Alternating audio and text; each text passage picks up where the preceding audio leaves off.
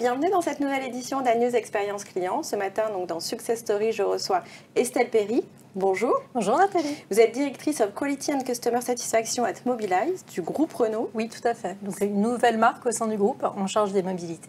D'accord.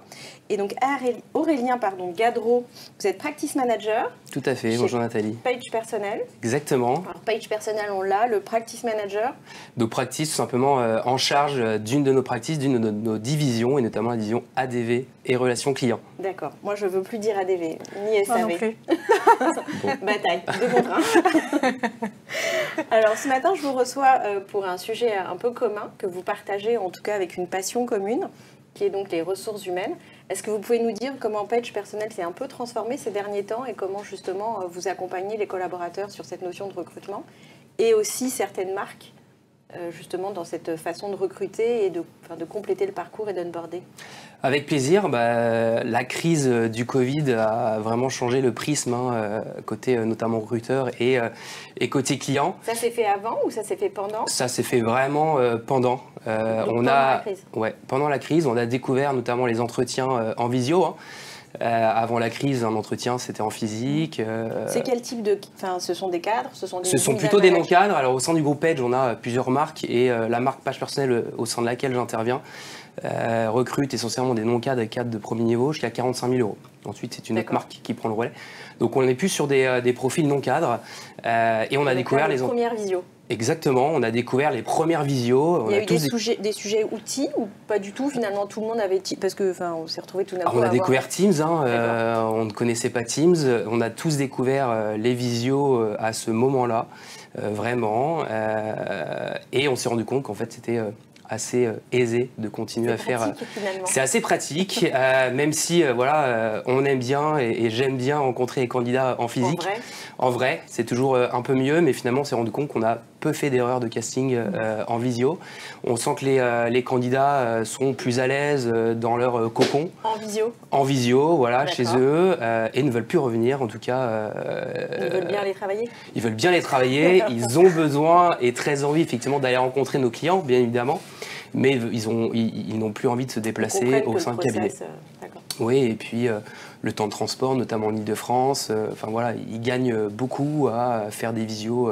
Une première visio pendant le Covid. D'accord. Voilà. Estelle, est-ce que vous avez vécu ça vous aussi de votre côté? Alors moi j'étais un petit peu plus avancée déjà sur un certain nombre de processus de recrutement, parce que depuis de nombreuses années, sur des métiers vraiment de pur plateau, où on faisait déjà passer des tests oral, un peu façon The Voice, aux chargés de clientèle pour avoir leur aisance dans le relationnel. Ouais.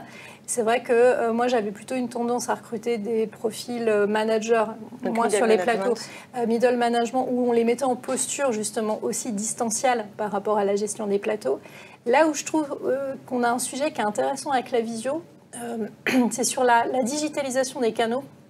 Et notamment le fait, un peu à la mode Doctolib, on fait des rendez-vous maintenant avec les clients en visio. Donc, et le fait de passer, je trouve, l'entretien sous un format visio Teams, mais déjà dans une posture relationnelle avec des rendez-vous clients par visio. Parce que chez Mobilize, en fait, comment vous adaptez ces processus? Alors Mobilize, maintenant, je suis sur un processus un petit peu différent. On est un peu à la recherche des couteaux suisses parce qu'on est vraiment dans la transformation d'un environnement physique et digital extrêmement poussé. Rappelez-nous quand même rapidement, bien sûr.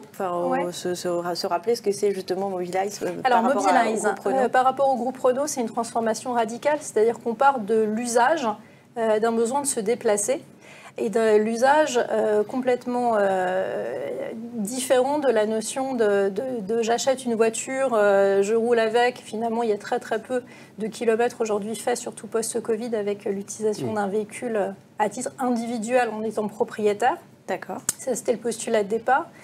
Le deuxième, et on se rend compte que c'est une question de génération, il y a quand même tous les sujets de recyclage, refactory qui sont très très présents. Et c'est vrai que la voiture en soi, la nouvelle génération aujourd'hui, est quand même aussi un sujet, avec l'autopartage, avec effectivement toutes ces notions. On a vu l'essor de Blablacar, etc., de covoiturage. Et puis le dernier pan, c'est des sujets aussi de mobilité urbaine, où on a de plus en plus de difficultés à circuler, à se garer. Je crois qu'on est tous confrontés à ce sujet. Et puis un besoin également de la nouvelle génération de ne plus être forcément dans un sentiment de propriété. D'accord, ça c'est étonnant. Oui, complètement. Et je le vois, moi, dans les recrutements, notamment, où finalement cette notion d'usage et de contribution à un monde plus vert et plus green prime en fait sur le besoin de et donc de ne pas se déplacer même pour un entretien. Et de ne pas se déplacer pour un entretien. Exactement. Okay. Mais on en revient sur ces sujets. Et moi, j'ai vraiment vu dans les profils une transformation sur les 5 dernières années. Donc finalement, le fait de pouvoir faire du recrutement en fait à distance, vous préparez vous aussi à une relation à distance? Sur une relation aussi B2C avec des clients qui sont aussi dans ce mode de pensée et de fonctionnement. Sur le distanciel quand on peut, le présentiel si ça a une vertu d'être en présentiel. Oui, de faire ce choix-là. De faire ce choix, de moins rouler, de moins utiliser les transports. Est-ce qu'il y a d'autres choses que vous avez préparées justement avec Paige dans ce processus-là pour justement aussi accompagner les marques et s'aligner en fait en termes de stratégie avec les marques? Il y a eu un grand changement effectivement, tu parlais des RSE. Les candidats aujourd'hui sont très regardants sur les politiques RSE de nos clients. Donc quand on rencontre un client, donc, en visio ou en physique, on a le droit d'aller rencontrer nos clients physiques. On parle beaucoup de RSE et c'est très important. C'est un des critères premiers aujourd'hui d'un... C'est pas le télétravail. Ça en fait partie. Ça en fait partie. Il y a vraiment trouver un CDI, ça reste le Graal, hein, même si tu le disais, beaucoup de candidats aujourd'hui ne pensent pas faire carrière au sein de la même structure et fonctionnent plutôt en mode projet. Mais encore le Graal du CDI qui reste, les avantages financiers également. Le télétravail, aujourd'hui, sur toutes les annonces, on indique... Mais c'est quoi les... Et ça devient finalement un postulat de base, en tous les cas, dans le métier de la relation client. Les sociétés qui ne proposent pas le télétravail, effectivement, ont du mal à attirer. Et la politique RSE, enfin, avant le Covid... ça devient un vrai sujet. C'est un vrai sujet. Il faut que les... Intergénération, il y a vraiment un sujet autour du moins de 30? C'est plus sur le moins de 30, bien évidemment. C'est plus sur le moins de 30, moins de 35. 50? Non. Pour d'autres sujets. C'est pour d'autres sujets, mais effectivement, la RSE aujourd'hui est un sujet très fort, très marqué. L'image de marque est très regardée. Il y a les Google Review où on peut parler de tout, et notamment de la RSE. Et c'est un vrai critère de recrutement. Il y avait des outils comme, je crois que c'était Glassdoor, qui existe toujours. Et donc, côté marque, est-ce que vous regardez aussi? Très présent sur ces sujets-là, surtout avec l'image qu'on souhaite donner à notre nouvelle entité. C'est vraiment un sujet. C'est-à-dire qu'il y a encore 4 ou 5 ans, le sujet, au-delà des aspects télétravail, etc., c'était le bien-être au travail. Il y a eu cette tendance à peu près il y a 4 ou 5 ans. Et là, mais en tous les cas, moi, dans les profils qu'on recrute par rapport aux valeurs de la marque, on est vraiment sur des générations qui sont attachées à ces sujets. Moi, je commence à voir les premiers profils en auto-entrepreneur. Oui. D'accord.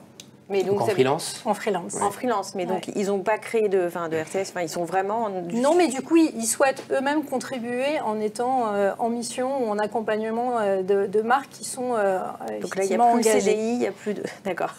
Ok. Sur les profils, effectivement. IT, essentiellement. Alors moi, je suis sur le digital, donc forcément Metaverse, etc. Je vais être sur ce type de profil.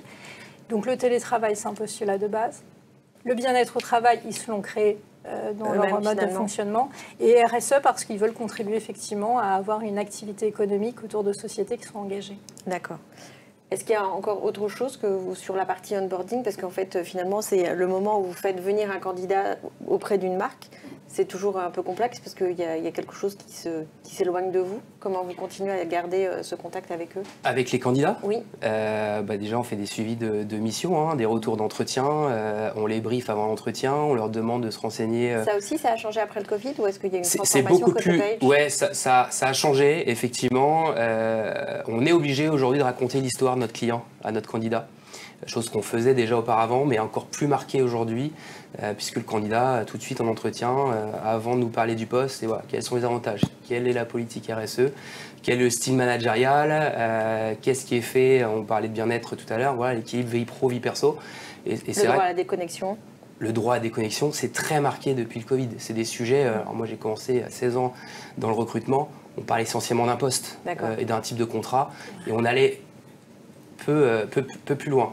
Et candidat ne cherchait pas forcément. Aujourd'hui, quand on briefe un candidat pour préparer l'entretien, enfin voilà, on il y a une sorte de personnalisation et de se dire il faut que je sache qui est cette marque, il faut que je sache qui va être mon manager. Exactement. Avant de te dire quel est mon poste. Est-ce que c'est aussi le fait d'avoir basculé sur cette notion de pas chercher pour un poste, mais de chercher un talent et finalement de redonner à la marque entre guillemets un talent et pas juste quelqu'un qui va remplir des cases sur un poste. C'est ça, et puis le marché s'est inversé. Donc c'est-à-dire qu'aujourd'hui, un recruteur c'est un commercial, puisqu'il faut qu'il vende son poste au candidat. Aujourd'hui, un candidat a 5 offres devant lui. D'accord. Vous le ressentez aussi côté complètement. Mais clairement. Et en plus, comme on cherche un peu à couteau suisse, ça devient aussi un peu compliqué. Et puis l'autre élément, et tu parlais de management, il y a quand même un sujet sur... qui va manager ou comment on va manager, l'autonomie, la confiance. Et il y a encore quelques années, c'était plutôt comment, dans ma trajectoire, je peux arriver sur un poste de manager. Et aujourd'hui, la question, c'est plutôt, ça dépendra de qui est mon manager. Il n'y a plus forcément cette vocation à vouloir devenir manager de... Et est-ce que les candidats vont aussi sur du transverse et pas forcément justement sur du management obligatoirement et d'aller sur d'autres postes qui sont d'ailleurs très nouveaux chez vous, j'imagine? Moi, c'est relativement nouveau et je suis quand même sur des profils qui aujourd'hui n'ont pas forcément encore tracé leur plan de carrière. Et qui le fait encore? Il y a quelques années de ça, c'est vrai que quand on recrutait des jeunes talents sur les plateaux de relations clients, ils étaient plutôt dans une vocation de dire je vais faire effectivement team leader et ensuite responsable de plateau, responsable de département, voire directeur de la relation client. Et il y a moins en tous les cas autour de moi cette expression de souhait. C'est plutôt j'ai envie d'être bien dans mon travail, j'ai envie de m'enrichir, j'ai envie de rencontrer des personnes, j'ai envie de gérer ma vie professionnelle et personnelle, plus que... tous lesquels il y a très peu de temps, là j'ai fait des entretiens de talent. Donc ça n'a pas du tout cette notion justement de talent et pas justement de cocher des cases sur un poste. Exactement. D'accord. Et c'est plutôt l'environnement et qu'est-ce que justement Mobilize peut proposer autour de ça? Mais au-delà de Mobilize, je pense que c'est la manière dont aujourd'hui la trajectoire des métiers est beaucoup plus libérée. Je crois qu'il y a moins de cases aussi dans un métier qui s'est beaucoup ouvert et beaucoup transformé. Et je pense qu'il y a aussi une question d'image qu'on donne aujourd'hui du métier de la relation client qui n'était pas celle-là il y a une dizaine d'années. Donc je pense que c'est plus facile. Même quand on parle de télémarketing et ou que administration des ventes. C'est comme la DV. Non, on va changer le nom de... Vous allez voir. Ou gestionnaire. Gestionnaire de compte client. Mais c'est vrai que le télémarketing était un gros mot en fait à l'époque. Il y a peut-être 16 ans aussi déjà. Peu. Il y a 16 ans, mais il y avait de l'appel sortant, il y avait effectivement... Je crois qu'on a décloisonné quand même. Ouais. Mais non, mais ça fait du bien. Et on attire justement des talents avec des personnes qui n'ont plus besoin de se dire je vais remplir une trajectoire dans des cases, mais je vais m'épanouir dans mon travail. D'accord. Sur la partie digitalisation, est-ce que justement la marque continue d'offrir, le fait que vous soyez sur un morceau du groupe, et donc est-ce que vous avez plus de liberté, plus de facilité, plus d'agilité? La facilité que nous avons aujourd'hui d'être dans un écosystème déjà qui est nouveau, qui est dans un grand groupe, avec effectivement des moyens qui sont colossaux, avec des laboratoires qui se mettent en place d'idées, de réflexion, parce que la transformation du groupe c'est aussi ça aujourd'hui, c'est qu'on a la chance d'être avec beaucoup d'experts et en France il y a de nombreux talents en matière de recherche et d'innovation. Sur un mode aujourd'hui qui fonctionne énormément sur des labs de recherche. D'accord. C'est très nouveau. C'est très nouveau. Oui. Plusieurs branches d'activités sont lancées sur la digitalisation, sur l'intelligence artificielle. Voilà, c'est tout un écosystème. Nous, on y est. En plus, en étant sur une marque qui est nouvelle, ça nous donne une aisance qui permet aujourd'hui effectivement de tester énormément de choses. Et du coup, de permettre à nos collaborateurs aussi de pouvoir s'épanouir et d'être dans des gestions de carrière très en trajectoire. Aujourd'hui, il n'y a pas de profil type, si ce n'est effectivement une connaissance du milieu de la relation client. Ou de l'envie. L'envie. Forcément, nous, on est focus également sur les notions de qualité. On n'en a pas beaucoup parlé, mais pour moi, c'est intrinsèque. C'est-à-dire qu'à partir du moment où on exerce bien le métier de la relation client, c'est forcément, on a une pétence à vouloir faire de la qualité. Une dernière tendance que Page Personnel peut nous partager sur ce métier, sur le recrutement et sur ce qui se passe en ce moment.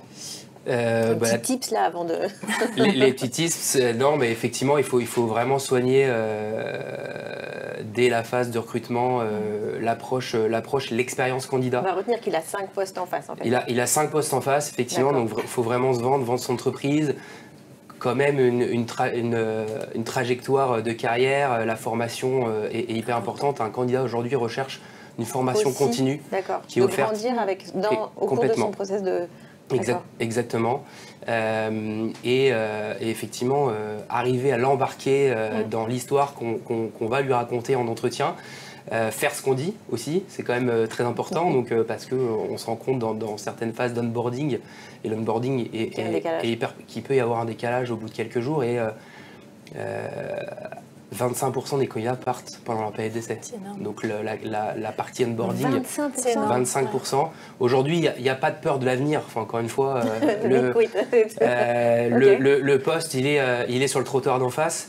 Donc vraiment, la phase onboarding, prendre le temps d'accueillir le premier jour. Enfin, le premier jour, moi je fais des suivis de candidats des premiers jours et on se rend vite compte, j'ai eu un super accueil ou pas.